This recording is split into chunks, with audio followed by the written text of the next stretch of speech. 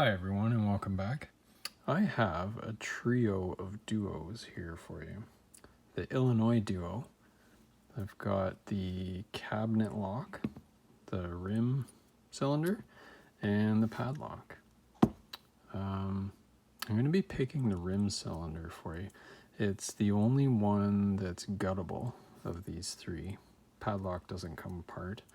The cabinet lock can be somewhat disassembled, but there's a pin pressed in that prevents a full, it limits the rotation, and I can't see how to gut it without possibly destroying that pin, so I'm not going to go any further with this one. But the rim cylinder is fully, well, I say fully guttable. There's 14 wafers in there, 5 on the top, 5 on the bottom, and then 4 on the side. You can see, well, this is the key for the rim cylinder, but let's take a look at the one for the cabinet lock, and you can see the side bitting more clearly here. It's a little bit more imaginative on this one than it is here. So there's 5 wafers that engage with the top, 5 that engage with the bottom, and then 4 on the sides. So with 14 wafers, and you'll see the way they're kind of jammed in there, pretty closely packed, and I don't know that I want to take them apart and risking a gutting disaster with this lock. So we'll do a partial gut. I'll show you the wafers, and yeah, let's get going. So let's get the vise. Get that wafer in. Sorry, get that rim cylinder in.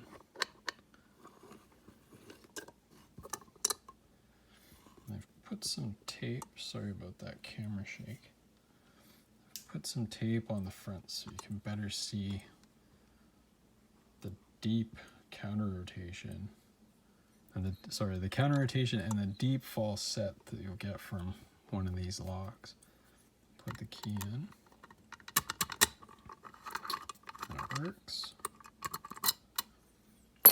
I'll be tensioning with a pry bar on the top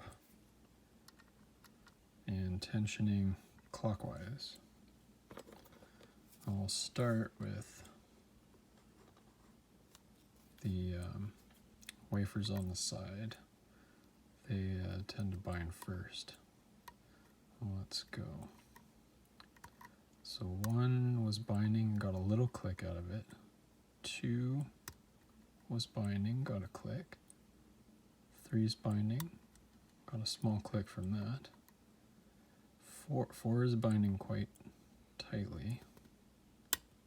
Got a good click from that, and you can see some deep false set there. Let's go back and check. Yeah, 1 is binding again. Click from that, some movement. 2 is binding. Click from that. 3 is binding. Oh, did I fall off it?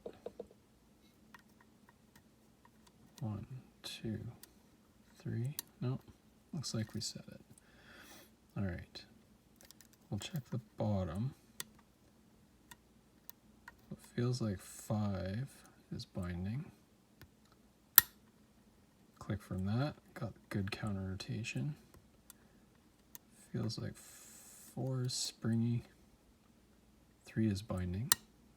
Got a click. 2 is binding. Got a click. And 1 is springy. Back to 5 is springy. 4 springy. 3 is binding.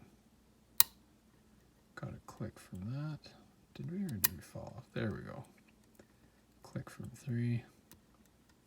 2 was binding, got a click. 1 is binding. Got a click from that. Let's check that. Oh, 5 feels like it's binding good click from that. Lots of movement. What's this one? Is that 2 or 3? No, it's springy. Sorry, keep bumping the camera. Let's go up top. Feeling 5 is binding.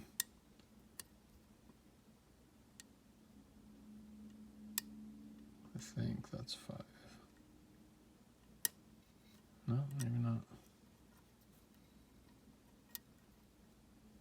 No, it's springy. 4 is definitely binding.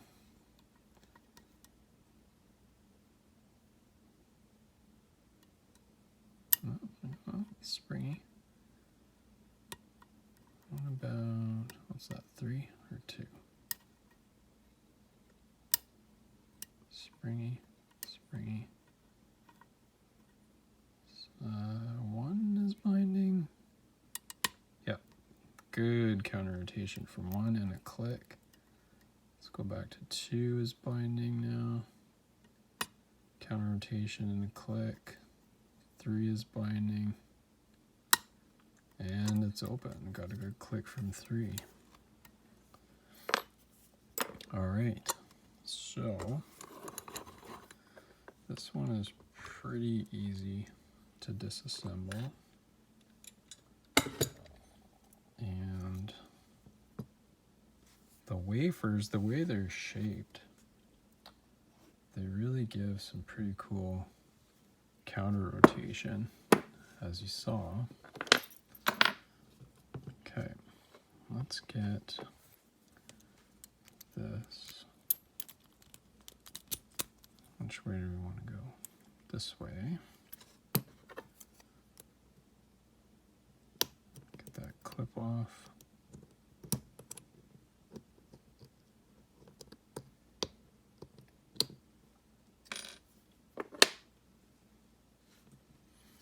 All right. Everything is captive, yeah. So with the key in, all the wafers will be captive, and we can slide the core right out. So there isn't a whole lot going on inside. You can see the channel in the cylinder, the top and the bottom channels, where the wafers engage. Nothing else magical about that. But here's where all the cool stuff happens, and I really wish, I'm gonna risk it. I'm gonna back the key out. Try to hold on to all the wafers. And if I turn it sideways, you can see all of those wafers in there. 5 on the bottom, 5 on the top, and then the ones that would engage with the side of the key, they kind of hang down. They're kind of hard to see. I'm afraid if I turn this, which way can I? Oh, I almost lost one there. Okay, I gotta be super careful here. Can I show the cuts in the side of the wafers? They're kind of shaped like a dovetail. It's that cut, that dovetail cut, that gives the counter rotation. So they're all stacked in triplets. There's the top, the bottom, and the side. And then the very back one, oh, there's some spacers in there too. So 14, 15, 16, 18 wafers in total. These 4, that one, that one, that one, and that one are, I don't know what you would call it. They fit the profile of the key. So I guess they keep the key traveling in a straight line. Anyway, I'm getting a little nervous. I think I'm getting a little too ambitious here, and I'm afraid I'm going to spill all these wafers out. But I wish I could give a better view of those dovetails. Maybe this way will be better. There, you can see the front wafer there, how the sides are kind of cut in like a dovetail. Anyway, let's get this rekeyed so I don't lose everything.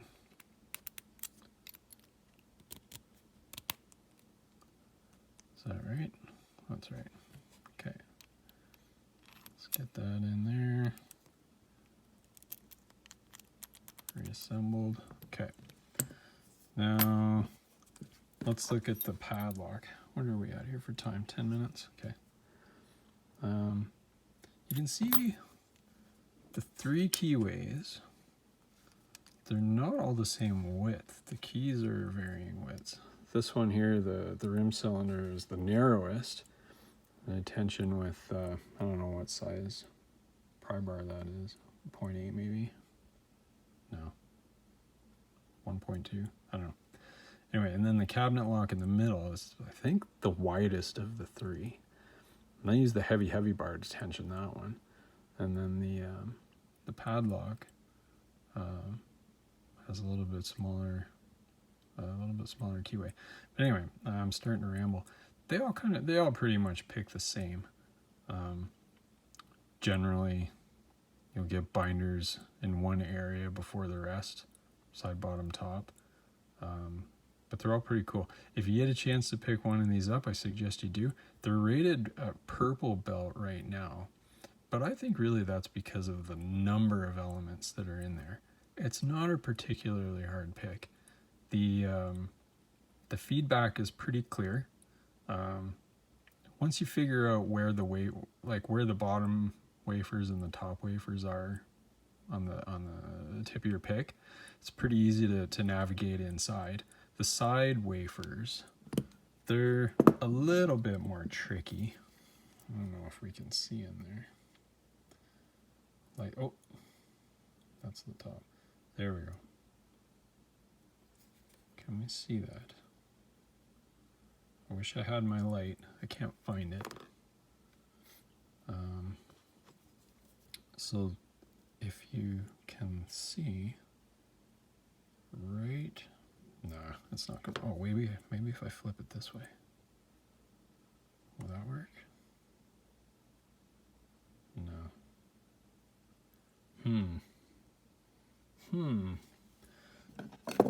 Oh, this might, my pen light. Okay, I've got a little fiber optic light here. Will this work? Let's flip that back around. There. Where are we here? Okay. Let me get my bearings again. Right there, just to the left of the tip of the fiber, is the first side wafer, and you can see there's a little gap between the top of that wafer. Where's my focus? Between the top of that wafer and the warding. I use a Sparrow's short hook to get in there and lever off this warding to push down on the top of that wafer, and it works like a charm. You might be able to use a multi-pick flag too to do that job, I don't know. But picking the whole thing with the short hook seems to be a pretty straightforward way to do it. Anyway, we're at what, 14 minutes, and I'm starting to ramble like a goof.